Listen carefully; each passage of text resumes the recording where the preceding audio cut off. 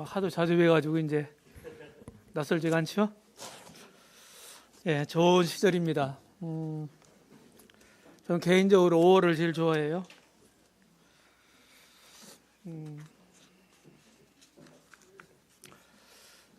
예, 오늘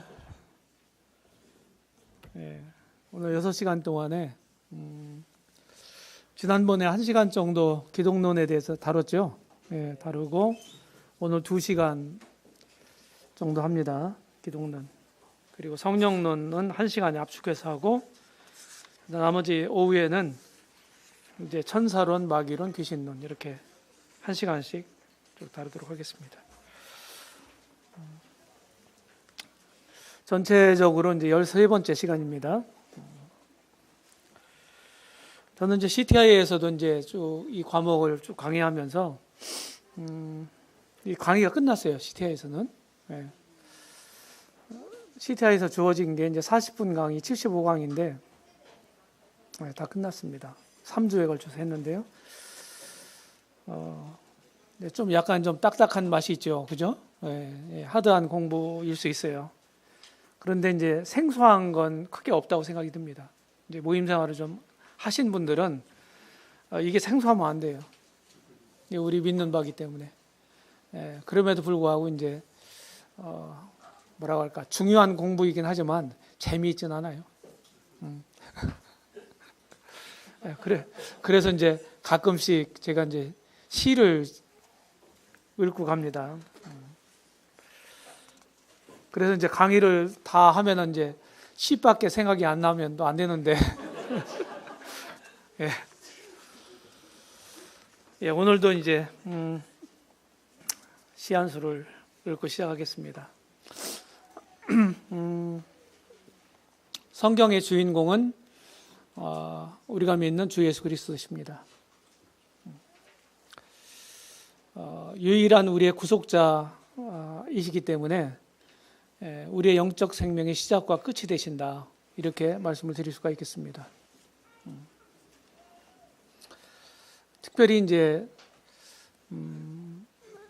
신약 성경에 의하면 예수님은 하나님의 아들이다, 이렇게 명시적으로 되어 있고, 그 다음에 우리 믿는 사람들의 구주가 되실 뿐만 아니라 주님이 되신다 하는 거예요. 주님이 되신다. 이것을 꼭 마음에 두시면 좋겠다는 생각이 들어요. 우리 모임에서는 대개 이제 구원을 많이 강조하고, 또 하나님과 우리 사람 사이에 이제 문제가 됐던 게 죄 문제이기 때문에 이 죄 문제의 해결사,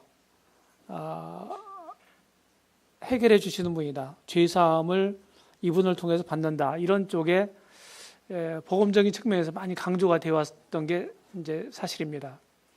이제 그러다 보니까 예수님이 나의 주님이고 왕이시고 나의 주권자가 되시고 이런 면에 대해서는 얘기가 됐지만 그보다는 덜 이렇게 좀 강조가 된 면이 없지 않아 있어요. 왜냐하면 제가 이제 쭉 신앙생활을 모임에서 40년 이상을 해온 사람이기 때문에 다 알고 있어요. 제 얘기이기도 하고 우리 모임의 얘기이기도 합니다. 그럼에도 불구하고 예수님이 나의 왕이시고 주권자가 되신다, 이런 면이 굉장히 중요해요. 신약 성경에서 구주라고는 말보다 한 10배 이상 더 많이 사용하고 있습니다. 이런 분이시고 저희 부부고요. 저희는 10월 달이 이제 결혼 기념일인데, 결혼 기념일 때 이제 제가 처음에는 가끔씩 써줬어요. 해마다 안 써주고, 그러다가 어느 해부턴가는 해마다 써줍니다.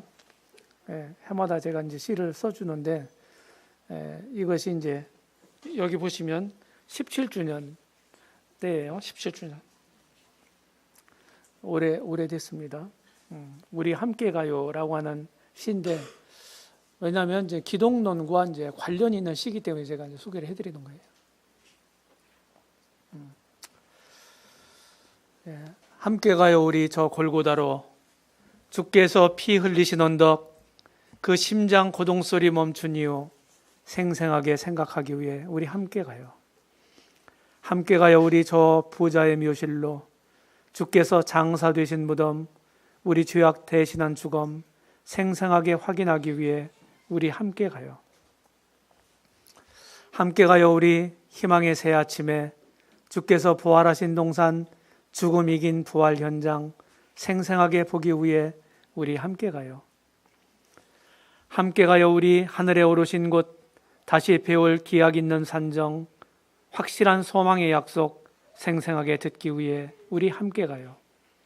함께 만나요 우리 위로부터 오실 주님, 영원히 함께할 천국, 가슴 벅자 터질 듯한 환희 생생하게 느끼기 위해 우리 함께해요. 이러면서 2001년도에 썼던 글입니다. 주님이 죽으시고 장사되시고 부활하시고 승천하시고 다시 오시는 그런 주님을 생각하면서 썼던 글입니다. 성경에 여러 이제 그 교리들이 있지 않습니까? 이런 교리들에 대해서 사실은 모든 사람들이 다 똑같이 생각하는 건 아닙니다. 주님을 믿는다고 하는 명분을 가지고 있는 사람들조차도 많은 오해들을 갖죠. 그리고 이제 바로 기독론이라고 하는 것은 우리 기독교 신앙의 아주 핵심적인 이런 교리입니다. 역사적으로 보게 되면은 사실 그리스도에 대한 이 교리, 이 기독론에 대한 논쟁은 초대교회 때부터 엄청나게 이슈가 되어 왔습니다.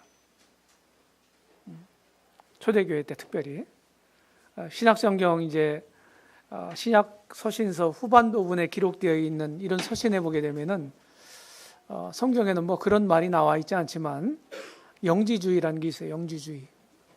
이게 이제 이단인데 이것이 바로 기독론에 대한 잘못된 인식입니다. 잘못된 인식이에요. 육체로 임하신 하나님이라고 하는 것을 부인하는 사람들이었습니다. 이 그리스도에 대한 오해가 이제 이분의 그리스도의 이제 인격에 대한 오해들. 그래서 기독론을 우리가 생각해 보면 우리 주님은 특별하신 분이에요. 이제 신약 성경에 이제 명료하게 나타나 있는데 신약 성경에서는 예수님은 하나님이시다. 창조주 하나님이시다. 명백하게 말씀하고 있어요. 그런데 이분이 사람이 되셨다는 거예요.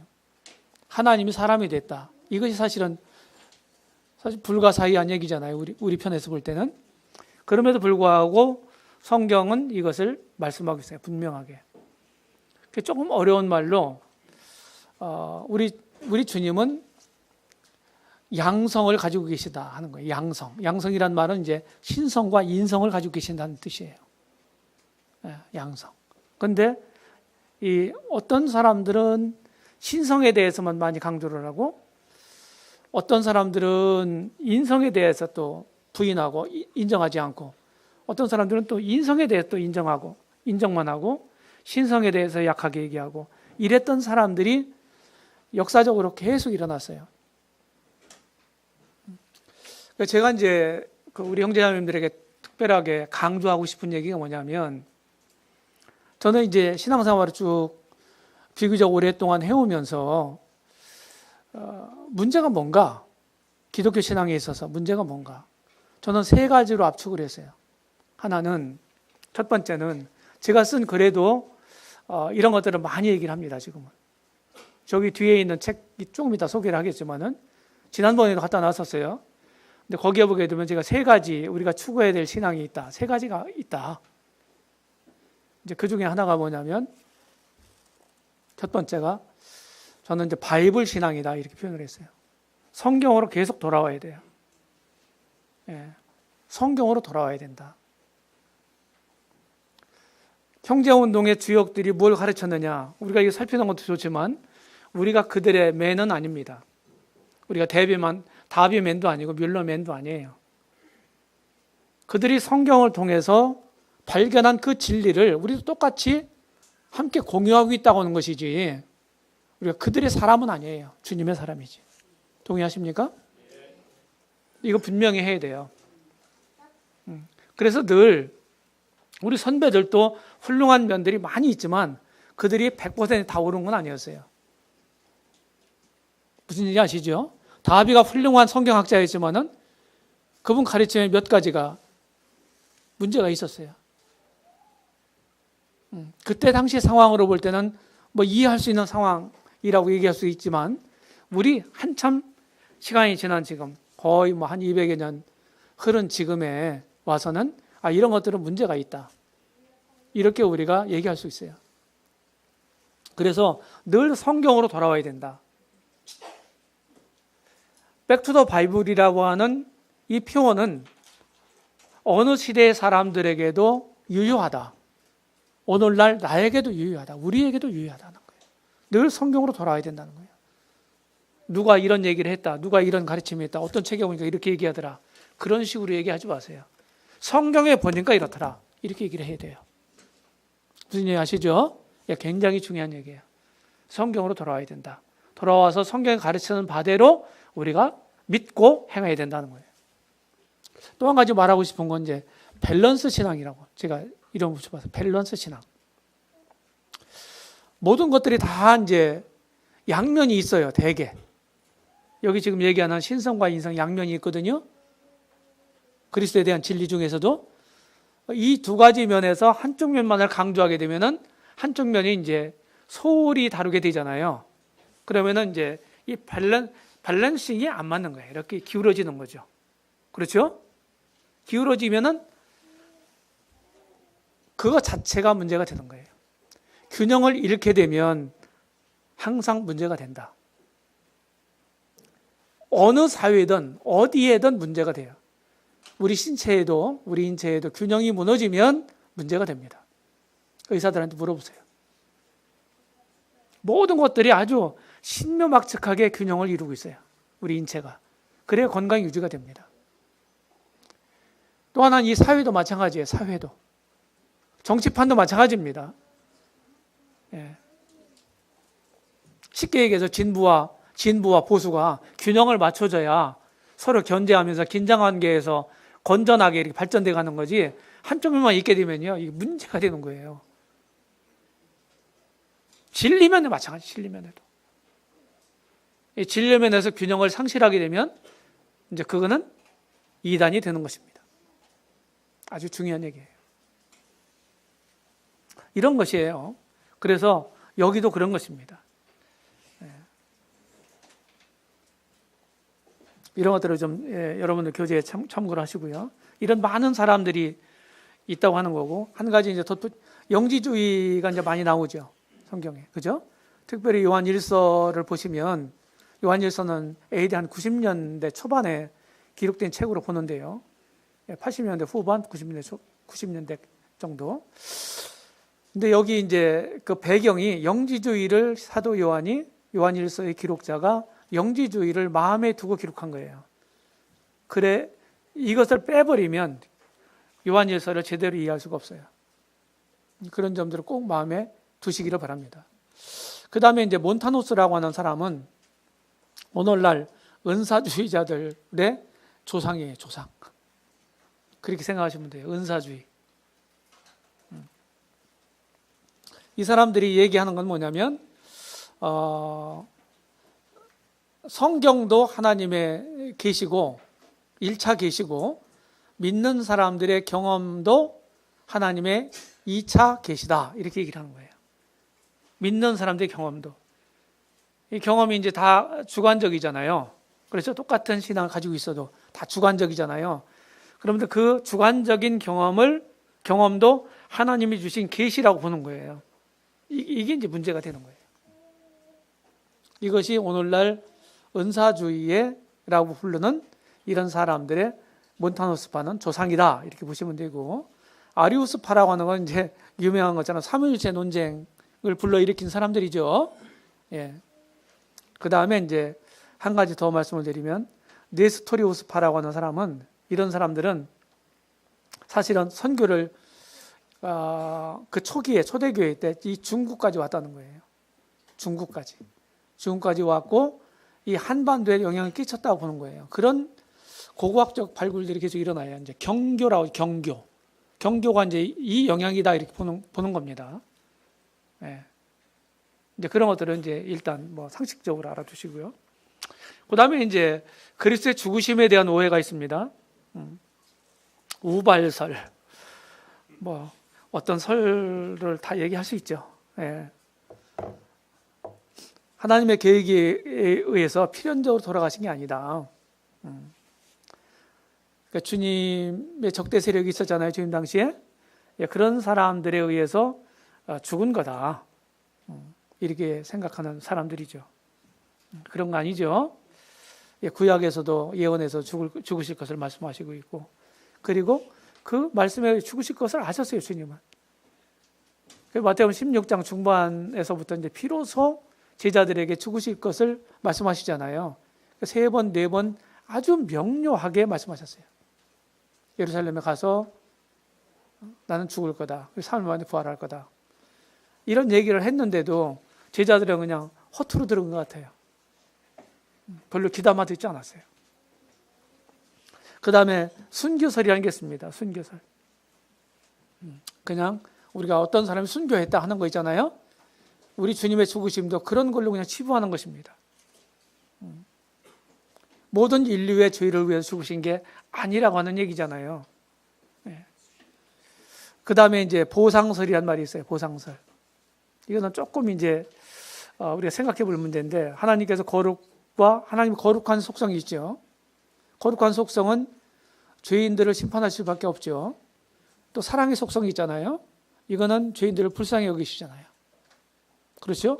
이 두 속성 사이에서의 갈등을 우리 주님이 자발적인 희생을 통해서 해결했다. 그러니까 하나님의 그런 심적인 갈등을 우리 주님의 죽으심을 통해서 해결해 줬다. 이렇게 보는 거예요. 근데 이 말이 또 일리가 있는 말이긴 한데 단순한 사랑의 과시가 아니라 십자가에서 하나님의 거룩의 속성과 사랑의 속성이 만나서 그리스도의 죽으심을 통해서 만족하셨습니다. 만족이 됐어요. 이건 사실이지만 우리 주님이 그냥 뭐라고 할까요? 단순한 희생을 통해서만 해결된 건 아니다 하는 거예요. 단순한 희생 맞지만 단순한 희생만은 아니다 하는 거예요. 그 다음에 이제 모범설이라는 게 있는데, 그냥 인류 전체에게 그냥 모범이 되기 위해서 죽으신 거다 하는 거예요. 우리 주님이 우리들의 본이 되시긴 하시잖아요. 베드로전서 2장 21절에 보게 되면 그 자취를 따라오게 하려 하셨다 그랬잖아요.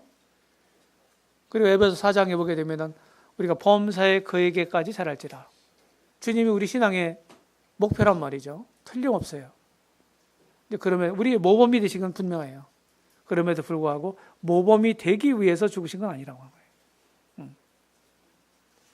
이런 건 아니다 하는 것이죠. 그래서 그래서 이제 이런 중요한 교리들을 우리가 이제 표현할 때 내가 뭐 특별한 것을 깨달은 것처럼, 예? 특별한 것을 깨달은 것처럼 생각해서 특별하게 이것을 표현하려고 하는 시도를 조심할 필요가 있어요. 문제가 될 수 있습니다.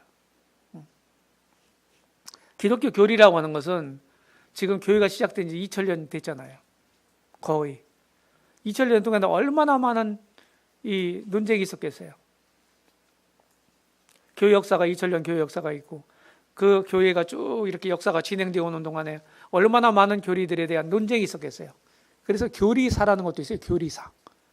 교리가 어떻게 하면서 변천되어 왔는가, 어떻게 정립되어 왔는가 하는 거예요. 이런 걸 보면은 별의별 사람들 다 있죠. 우리가 가지고 있는 이 진리가 사실은 그냥 하늘에 뚝 떨어진 게 아닙니다. 성경에 기록되어 있는 거지만, 똑같은 성경을 가지고 있지만 많은 세월을 통해서 많은 사람들에 의해서 또 수많은 논쟁을 통해서 정립된 거예요. 이것을 기억할 필요가 있습니다. 자, 여기 교만과 겸손이 표를 제가 한번 만들어 봤는데, 제가 이렇게 성경을 읽으면서 이제 정리를 해봤어요. 이런 많은 교만들이 있습니다. 우리가 근본적으로 사람으로 태어났다고 하는 얘기는 교만함을 가지고 태어났다 하는 말과 같아요. 우리가 교만을 배우지는 않지 않습니까? 그럼에도 불구하고 얼마나 교만한 사람들이에요. 그렇죠? 싹 이렇게 이제 눌려 있다가 용수철처럼 이렇게 딱 누르고 있다가 눌려 있다가 이 기회만 되면은 확 튀어올른단 말이죠. 그게 저와 여러분들이에요, 사실은.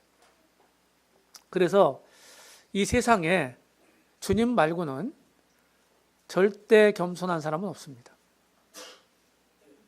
우리가 주님을 아무리 많이 닮고 성숙했다 할지라도 절대 교만한 사람은 아직 못 돼요.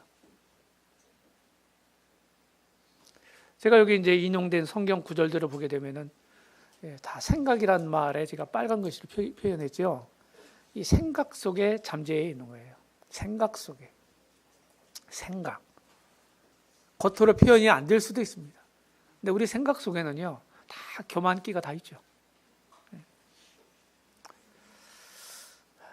그래서 하나님 말씀으로 영적인 원리로 우리 생각을 잘 다스리는 거 굉장히 중요하다 하는 거예요. 굉장히 중요하다. 그냥 지나가겠습니다. 그냥 지나갈게요. 제가 이제 2003년도에 쓴 이제 시인데 주님을 배우고 묵상하고 닮아가면서 주님을 사모하면서 쭉 이제 가는데 제 생각에 어떤 생각이 들었냐면은 저만치 계시는 거예요, 주님이. 근데 열심히 이제 막 달려서 다가가면 그만큼 가면 주님은 또 저만치 계신 거예요. 내가 도달이 안 되더라는 거예요. 이제 그런 걸 느끼면서 제가 적어본 시입니다. 사실 그래요, 사실. 주님이 오실 때 우리를 변화시킬 때, 주님이 오셔서 우리를 변화시킬 때, 그때 우리가 주와 같이 될 줄을 우리가 안다 그랬거든요. 그렇죠? 요한일서 3장 2절에서. 그때가 아직 안 왔기 때문에 우리가 열심히 주님을 배우고 주님을 따라가고 주님을 닮아가고 이런 삶을 추구해 가야 되는 것은 분명하지만 세상에는 주님과 같은 사람은 없다. 아무리 오래되셨어도 아무리 성숙했다 할지라도 없어요. 그렇죠? 사람들마다 정도 차이는 있겠지만 이게 우리 주님의 매력이다 하는 것입니다. 신비스러운 부분이 있어야 다 알게 되면은 별로 재미없잖아요. 그렇죠? 내가 아직 모르고 내가 아직 소유하지 못하고 갖지 못한 그런 부분이 있어. 그럴 때 그 신비로움이 있고 그게 사실은 우리를 더 추구하게 만들 수 있잖아요. 그런 요소들이. 주님도 그런 분이다 하는 것이죠. 끊임없이 주님을 사모하면서 주님을 닮기를 추구하게 만드시는 이런 분이다, 우리 주님은. 자, 주님의 지상생애를 한번 보겠습니다. 캐톨릭 시대가 시작이 되면서 이제 지금 우리가 사용하고 있는 태양력, 이걸 그레고리력이라고 하는데요.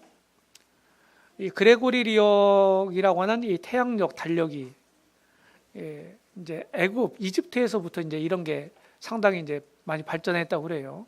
우주 관측이나 이런 것들이 거의 정밀하게 고대 시대에도 상당히 정밀한 이런 달력을 이들이 가지고 있었단 말이죠. 이제 거기에서 이제 따와서 지혜를 빌어다가 이제 이 태양력을 만들었는데 지금 그걸 사용하고 있단 말이에요. 우리가 석이라고 하는 것이. 그런데 그때는 이제 캐톨릭 시대였기 때문에 지금 우리가 나누는 게 이제 BC, AD 이렇게 나누잖아요. 그렇죠?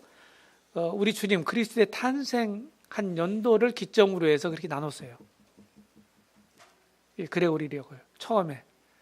그런데 이제 오랜 세월이 흐른 다음에 많은 이제 역사적인 사료나 이런 기록물들이 발굴이 되잖아요. 발견이 되고, 그렇죠?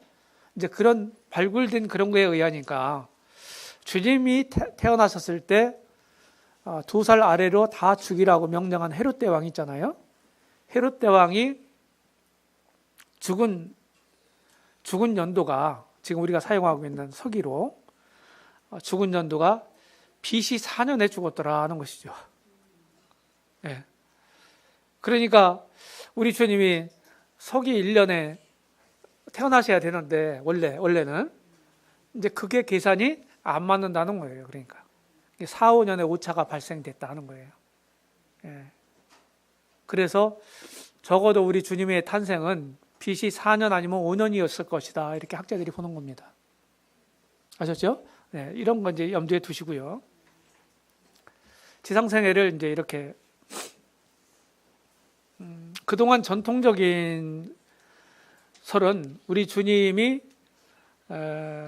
죽으신 해를 기점으로 해서 이제 뭐 30년 설이 있고, 이게 전통적인 견해예요. AD 30년에 돌아가셨다. 이렇게 보는 견해가 이제 그동안 쭉 있어 왔던 일인데, 최신 학자들에 의해서 밝혀진 바는 33년에 돌아가셨다. 십자가에 죽으셨다. 이렇게 이제 연구 결과가 발표가 됐습니다. 제가 이제 그 자료를 쭉 면밀하게 검토를 해보고 이렇게 보니까 그게 더 33년설이 더 정확한 것 같습니다.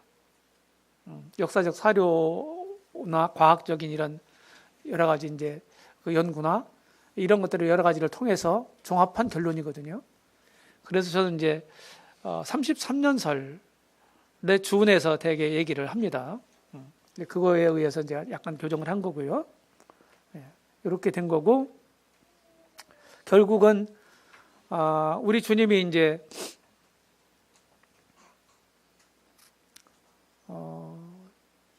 공생애를 시작하신 것이 이제 누가복음에 보게 되면 누가복음에 나오는데 30세쯤 되시니라 이렇게 돼 있잖아요. 그렇죠? 예, 30세쯤 되시니라 이렇게 돼 있는데 그게 30세라고 하는 건 아니죠. 꼭 30살이 되던 해에 그런 말은 아니에요. 30세쯤이라고 돼 있기 때문에, 그래서 아까 이제 4년만 접어줘도 우리 주님은 한 33살이나 4살 정도의 공생애를 시작하셨다 이렇게 계산이 나오는 겁니다. 무슨 얘기인지 아시죠? 네. 그래서 죽으신 연도가 한 뭐 37살 정도 이렇게 이제 보여집니다. 적어도. 자, 주님 공생의 마지막 주간에 보시면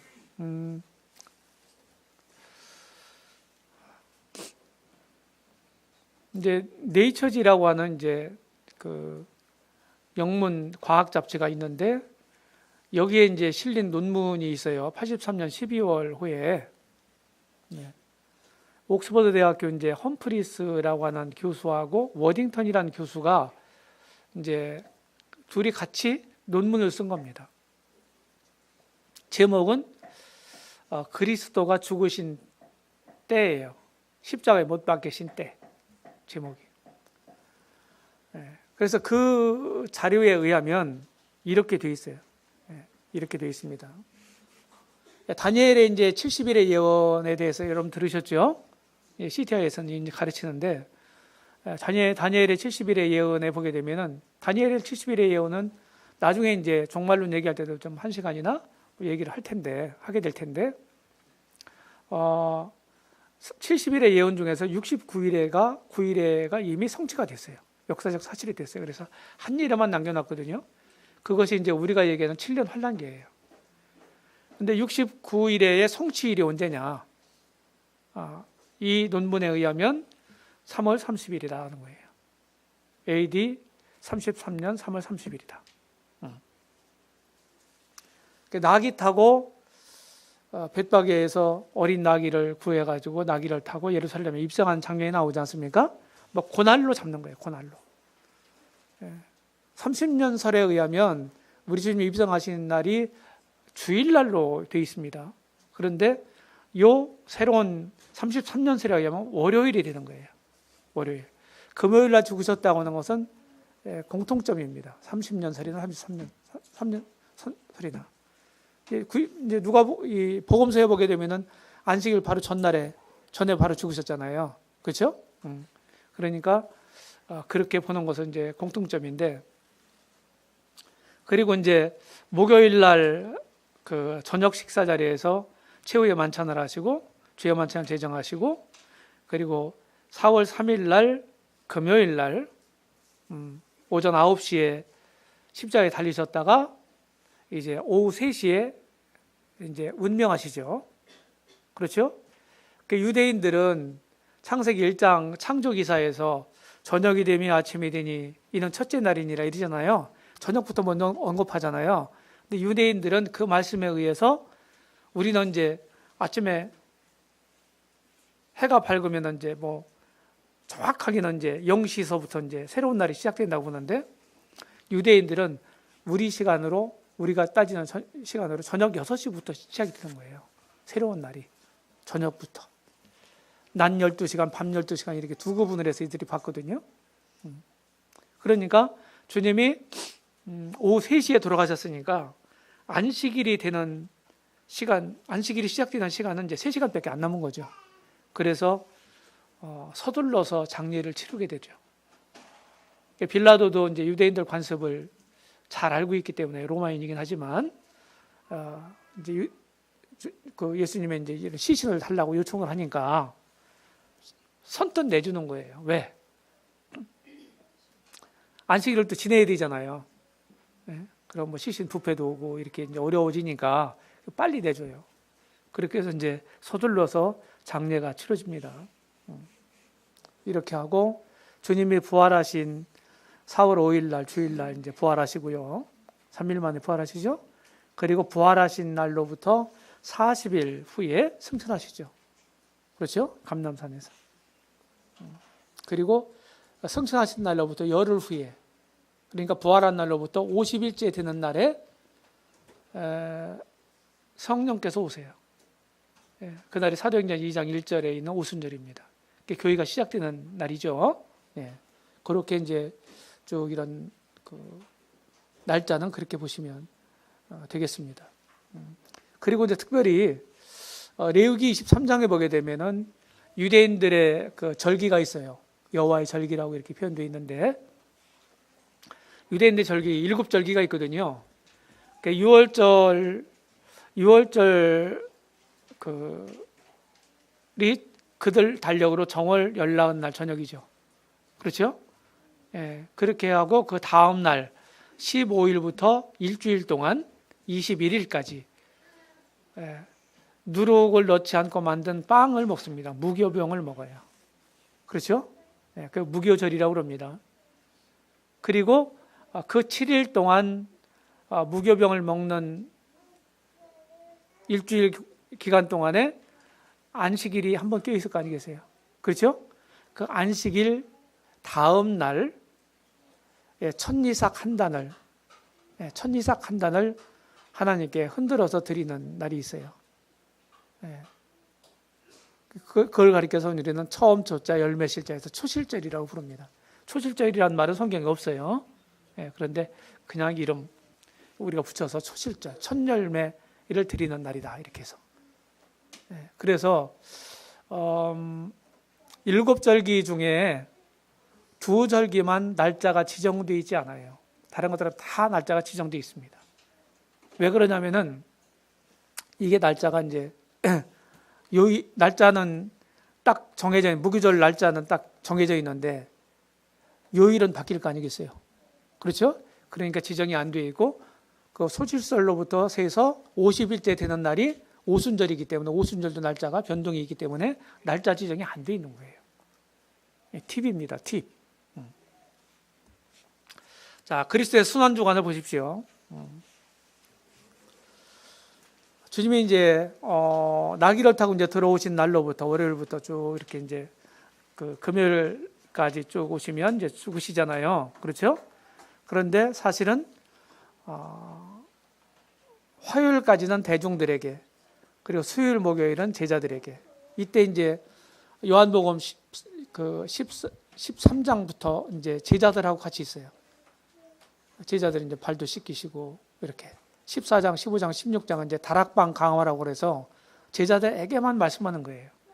17장, 요한복음 17장은 그들을 위해서 기도하시는 장입니다. 그렇죠? 네, 그리고 목요일 날 맨 마지막에 이제 주의 만찬 이제를 제정하시죠. 그리고 어디로 가십니까? 늦은 저녁에 겟세마네 동산으로 가시죠. 거기서 밤이 이제 이른 새벽까지 이제 밤중 한밤중까지 자정 넘어서까지 아마 기도하신 걸로 그렇게 이제 생각이 들고, 그때 이제 가룟 유다를 앞세워 가지고 이제 대제사장 하속들과 로마 군병들이 와서 이제 예수님을 잡아가죠. 그렇게 되는 겁니다. 그렇게 하시고 이제 오전 6시부터 이제 낮이 시작되기 때문에 6시 전까지는 주님이 이제 대제사장 가야바 법정에서 종교 재판을 받으시고, 날이 새자마자 이제 그 빌라도에게 넘겨져요. 그러면서 이제 로마법에 의해서 그 정치 재판을 받으십니다.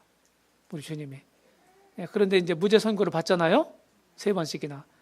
그래서 이제 좀 이렇게 석방시키려고 이렇게 하는데 유대인들이 막 반대를 하잖아요. 그러니까 이제 폭동이 일어날 것 같으니까, 자기 정치적으로 좀 데미지를 입을 것 같으니까 대신 그들이 요구하는 대로 바라바를 놔주고 예수님을 대신 못 박는 거예요. 이 아이러니가 있어요. 역사의 아이러니가.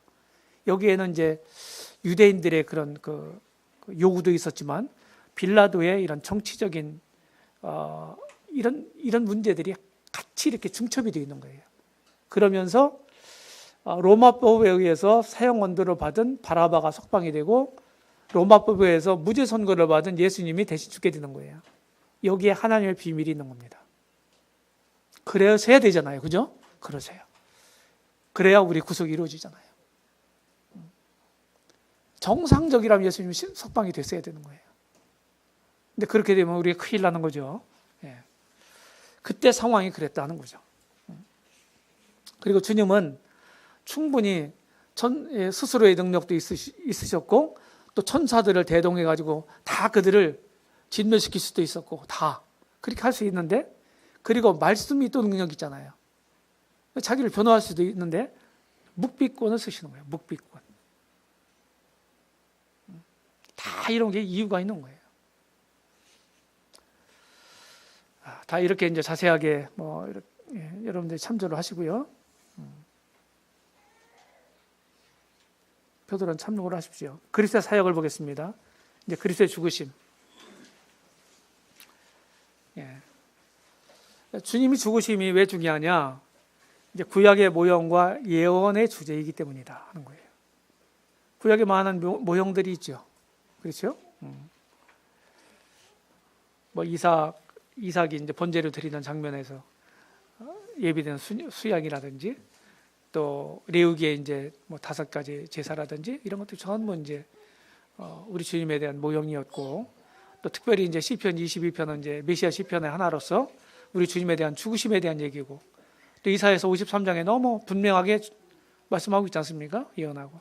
이런 것들이 주제였다는 거죠. 그 다음에 신약의 복음서에서 주님 생애를 다 이제 이렇게 말씀하는데 최후 3일이 한 20% 분량이 한 20% 된다는 거죠. 그래서 신약 전체에서 그리스도의 죽으심에 대한 언급이 175회나 된다는 거예요. 그래서 53절에 한 번꼴로 죽으심에 대한 언급이 있다는 거예요. 중요한 것일수록 많이 얘기하시는 거죠. 그 다음에 우리 주님이 육신을 입고 이 세상에 오신 중요한 목적이 뭐냐? 인생들에게 가장 최대의 문제가 뭐냐? 죽음의 문제예요. 죽음은 왜 왔습니까? 죄 때문에 왔잖아요. 그렇죠? 그래서 인생들이 가장 두려워하는 죽음의 문제는 오직 죽음에 의해서만 해결될 수가 있는 거예요. 어떤 분, 내가 죽든지 내가 안 죽으려면, 나를 대속하려면은 죄가 없는 분이 대신 죽어주든지, 이 방법밖에 없는 거예요. 내가 죄값으로 죽어서 멸망하든지, 이 두 방법밖에 없는 거예요.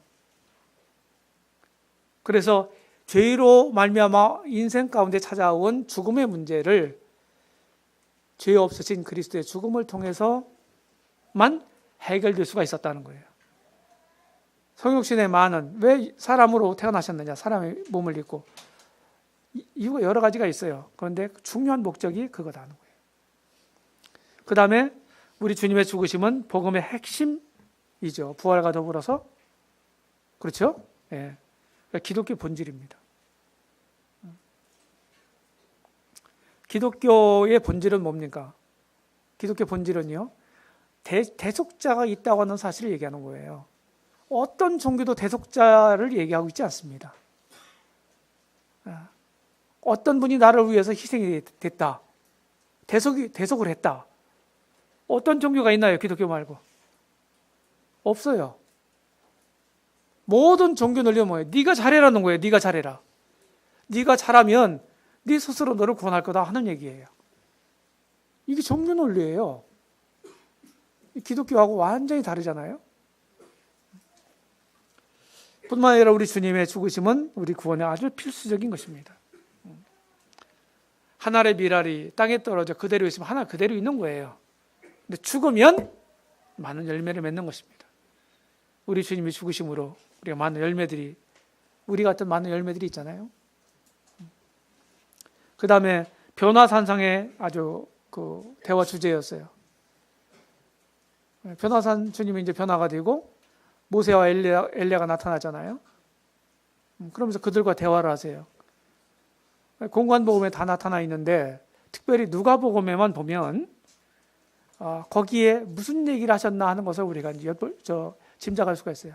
구속에 대한 얘기예요. 죽으심에 대한 얘기.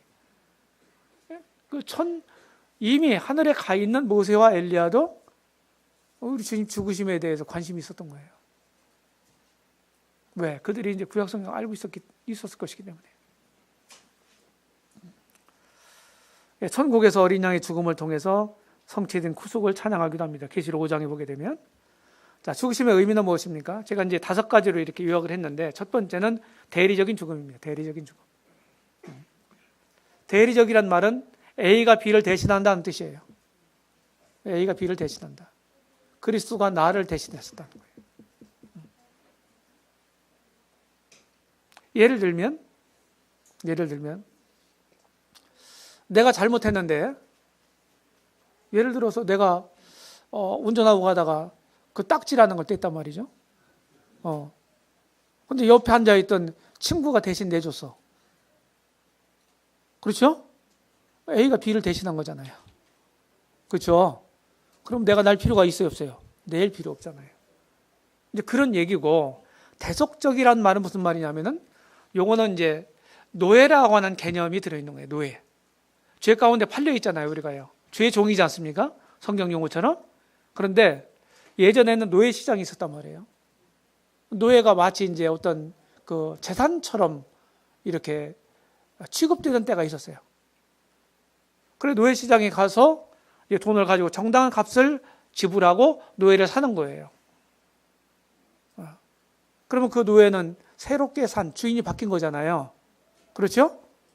그런 의미예요. 그런 의미.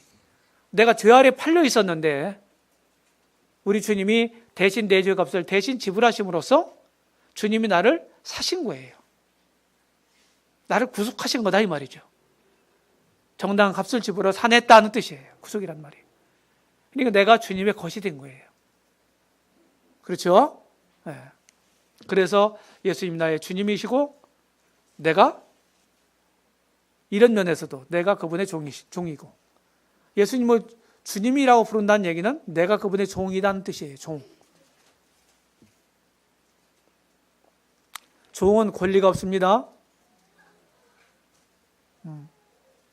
막 주인 앞에서 막 자기 권리 주장하지 마세요.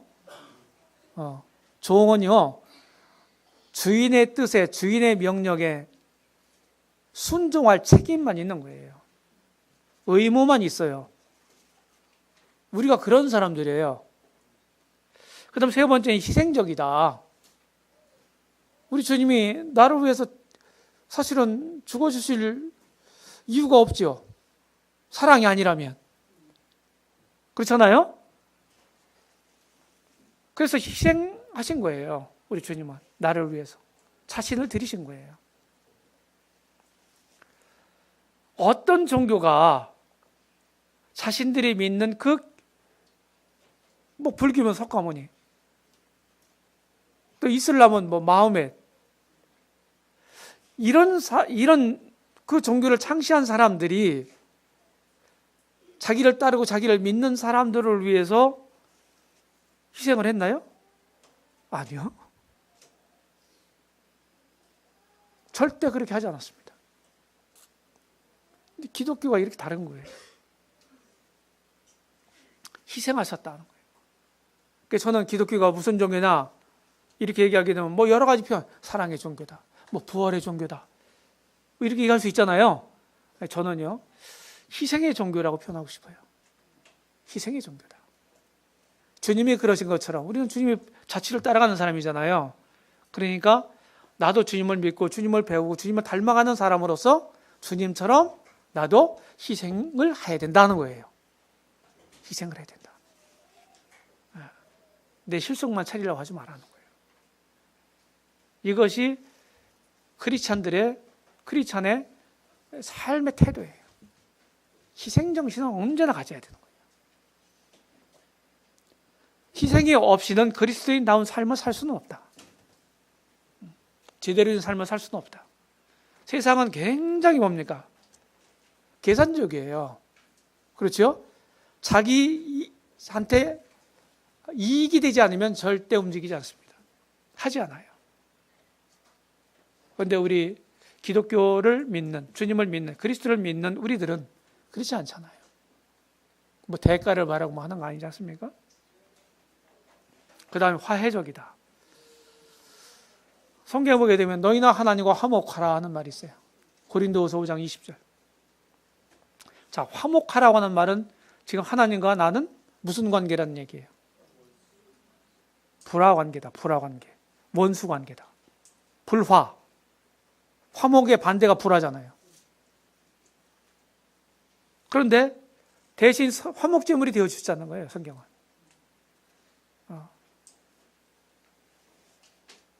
그래서 하나님과 화해할 수가 있었다. 화목되게 됐다는 거예요.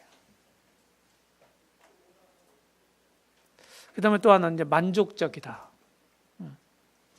아까도 좀 약간 얘기를 했는데, 하나님의 이런 죄가요, 인간의 죄가, 그리고 사탄의 그 죄가, 천사들 세계의 죄가요, 하나님이 창조하신 모든 영역을 더럽혀 놨습니다. 우주 최초의 죄가 어디서 일어났어요? 저 하늘에서 일어났잖아요. 그렇죠? 또 인간들이 이 땅에, 창조한 이 땅에서 살도록 하셨는데, 이 삶의 근거지로 여기 이 땅을, 이 지구를 주셨는데, 인간의 죄 때문에 이 지구가 어떻게 됐습니까? 사실은 본래의 모습을 상실했지 않습니까? 가시덤 불과 엉겅퀴를 내고 많은 질병들이 있게 되고 서로 먹고 먹히는 이런 죽음, 먹이 사슬이 존재하고 원래 이런 모습이 아니에요. 무시무시한 거잖아요. 이게 전부 인간의 죄 때문에 온 거잖아요.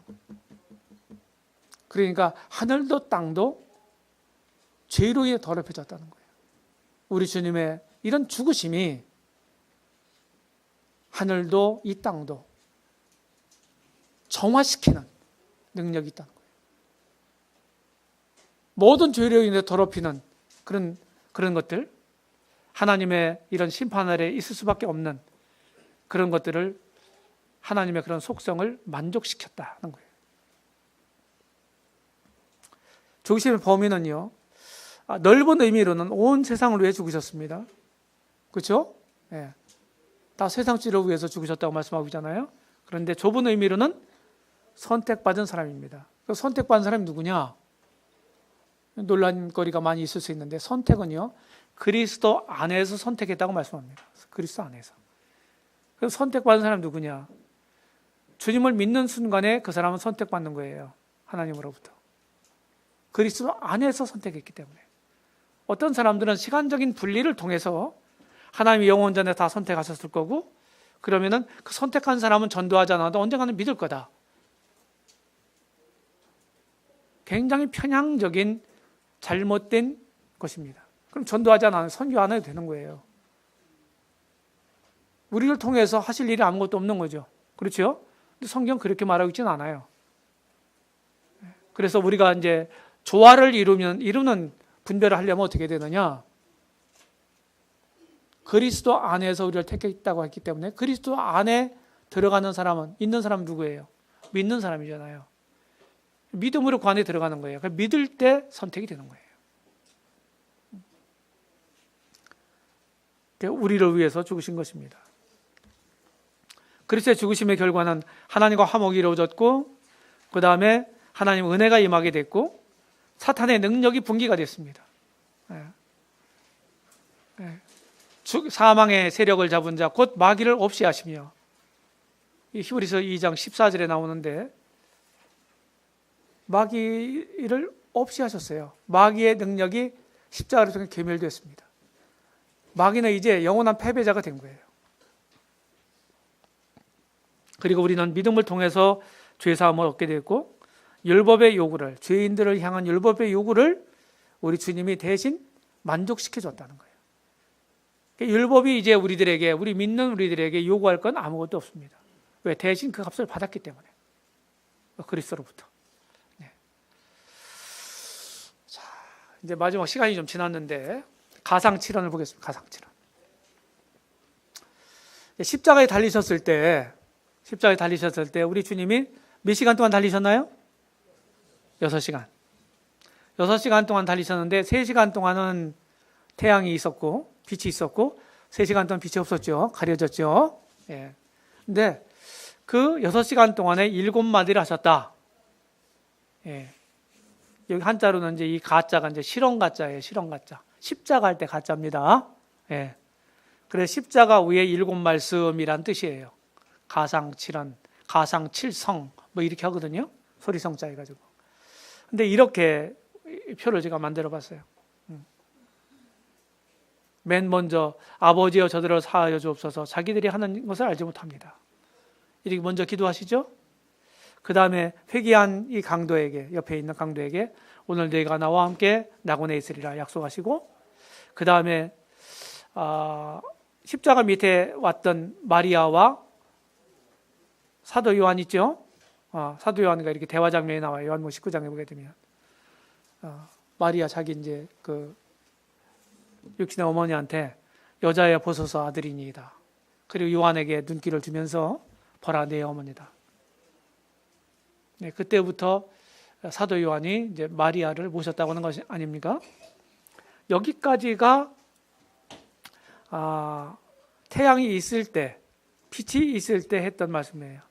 그리고 엘리 엘리 라마 사박다니 이렇게 외치셨던 때는요, 이제 이때부터 이제 빛이 가리는 때입니다. 온 땅에 어둠이 임했을 때. 그래서 네 마디를 하시죠. 내가 목마르다. 다 이루었다. 내 영혼을 아버지 손에 부탁합니다. 하는 이런 말씀들. 거기 이제 여러분들 그 유인물에도 나오죠. 가상칠언이라고 하는 시를 제가 쓴 시를 쭉 했는데 제가 시간이 없어서 못 읽고요. 이 시는 오래전에 쓴 시인데 제가 이제 예배를 드리면서 이 시를 써서 이제 낭송을 한 시예요. 예배 시간에. 네, 이렇게 하나씩 5원, 6원, 그리고 7원. 이제 마지막 이제 다 종합해서 마음에 되새기며 이렇게 했는데, 주 예수님 십자가 7마디로 주님 사랑, 주님 용서 드러내셨네. 그 모진 상황 속 역경에서도 나를 위한 사랑을 나타내셨네. 이 사랑 그 겸손을 본으로 삼아 남은 삶을 주님 뜻 받들어 살리. 오직 주만 생각하며 7 음성을 마음에 되새기며 살아가리라. 이렇게 적어봤습니다. 네, 10분간 휴식하겠습니다.